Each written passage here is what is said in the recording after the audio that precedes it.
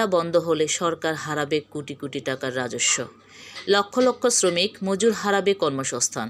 কোটি সংখ্যক জনগণ মোহাম্মদ ফরিদ বাবুল, জেজেটিভি ও দৈনিক যুগান্তর পত্রিকা।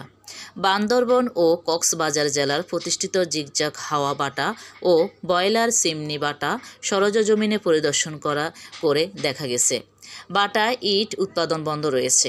ইট উৎপাদনের ধারাবাহিকতা বন্ধ থাকলে সরকার বাহাদুর হারাবে কোটি কোটি টাকার রাজস্ব। প্রায় 2 কোটি শ্রমিক মজুর হারাবে কর্মসংস্থান।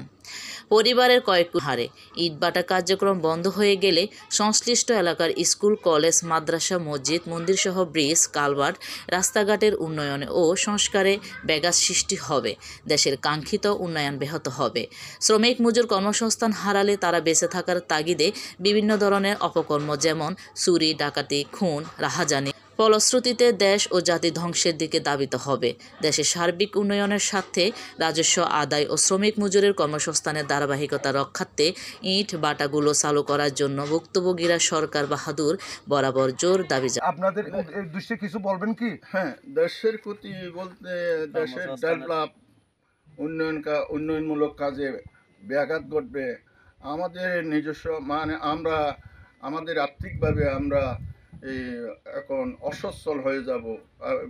পুরা ফ্যামিলি ওই 200 ফ্যামিলিতে 2000 মানুষের একটা ব্রিক ফিল নিয়ে 2000 মানুষের রিজিকের ব্যবস্থা হয়।